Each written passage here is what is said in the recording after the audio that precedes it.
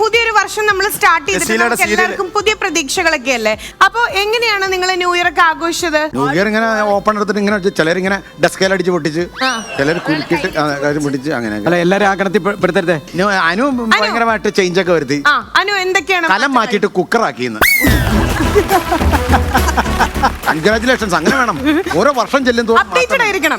അനു പറയാനു. ട്രിവാണ്ടത്ത് മാനവി എന്ന് പറഞ്ഞൊരു സ്ഥലമുണ്ട്, അവിടെ പോയിട്ട് ന്യൂ ഇയർ അടിച്ചു പോയി. അവിടെയാണ് ഇപ്പൊ ആളില്ലാത്തുള്ളത് ആ ഏരിയ. എല്ലാവരും ഭയങ്കര വെള്ളം അടിച്ച് ഭയങ്കര വലിച്ച് കുടിച്ച് ഭയങ്കര ആഘോഷമായിരുന്നില്ലേ?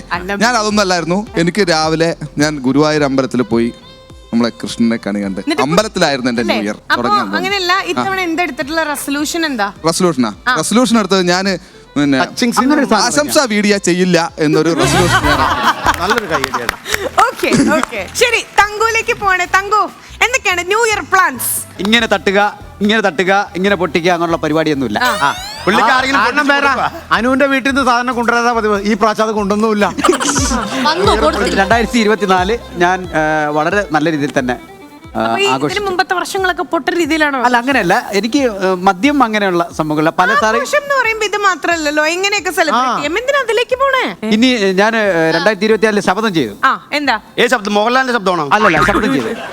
ഇനി ഒരിക്കലും ശപഥം ചെയ്യില്ല എന്ന് ഞാൻ ശപഥം ചെയ്തു. അത് ഫ്രഷ് ഇന്ന് മുഴുവൻ ഫ്രഷ് ആണല്ലോ. ഒന്നും കൂടി മൂടിയത്. ആ ഹാസ്യത്തിന് എല്ലാവരും ഒരു കൈ. തടവാൻ പോയില്ലേ, അത് പറ. പല ആൾക്കാരും ഗോവയിൽ പോയി, പിന്നെ പട്ടായയിൽ പോയി, ബാങ്കോക്കിലൊക്കെ പോയി. എനിക്ക് പൈസ ഒന്നും ഇല്ലാത്തതുകൊണ്ട് ഞാൻ തൊട്ടടുത്ത വിക്രമരാശന്റെ വൈദ്യശാലയിൽ പോയി നല്ല രീതിയിൽ നല്ലൊരു തടവ് കാഞ്ഞിരത്തടി കിടന്ന്.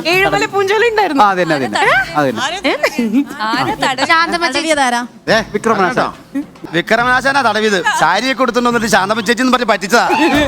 ഡബിൾ പേയ്മെന്റ് അങ്ങ് മേടിച്ചെടുത്ത്. ശരി, സുമയുടെ പരിപാടി എന്തൊക്കെയായിരുന്നു? ഞാൻ കഞ്ചാവായിരുന്നു. തഞ്ചാവൂരായിരുന്നു.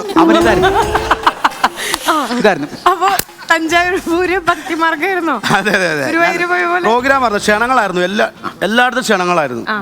പൊതുവെ സെലിബ്രിറ്റീസിനുള്ള പോലെ തന്നെ എനിക്കും അങ്ങനത്തെ ഒരു ന്യൂ ഇയർ ആയിരുന്നു.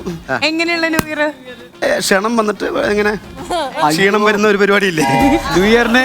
ചുരുക്കി പറഞ്ഞ ഓസി ആയിരുന്നു അർത്ഥം. അത്രേ ഉള്ളൂ. അല്ലാണ്ട് കയ്യിൽ നിന്ന് കാശില്ല. ഓസി നിർത്തലാക്കി ഓപ്പി ആയിരുന്നു. ഇവനെ നമ്മൾ വിളിച്ചിട്ട് ഓസിയം BC ഒന്നല്ല കൊടുത്തേ, ഒരു കുപ്പി പാല് കൊടുത്തിട്ട് അങ്ങ് പറഞ്ഞു വിട്ടു. കാരണം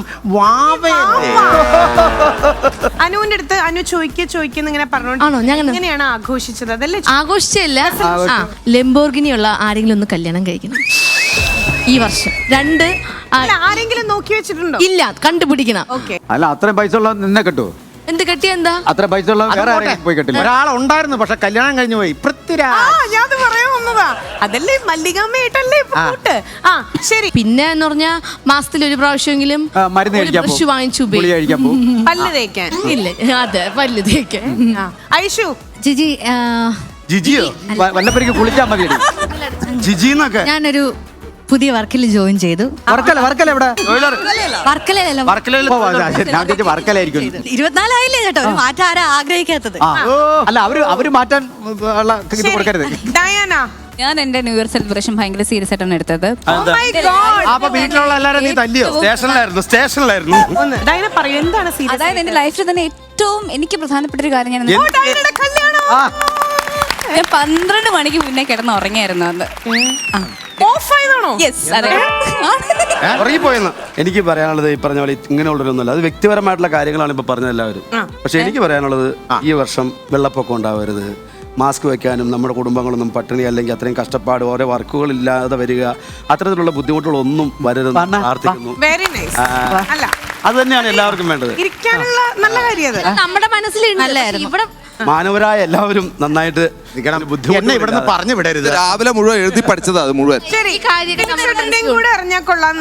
ഞാന് എന്റെ ദൈവമേ, ഞാനിത് എഴുതി റിഹേഴ്സൽ സമയത്ത് യവൻ പറഞ്ഞ് ഇതൊക്കെ എന്തിനാണ് പറയാ, നമുക്ക് കോമഡി അല്ലേ വേണ്ടെന്ന്. എന്നിട്ട് ഇവൻ മൂലെ പോയിരുന്നു. ചേട്ടൻ ലാൽ ജോസിന്റെ ശബ്ദം പഠിക്കാൻ അങ്ങനെ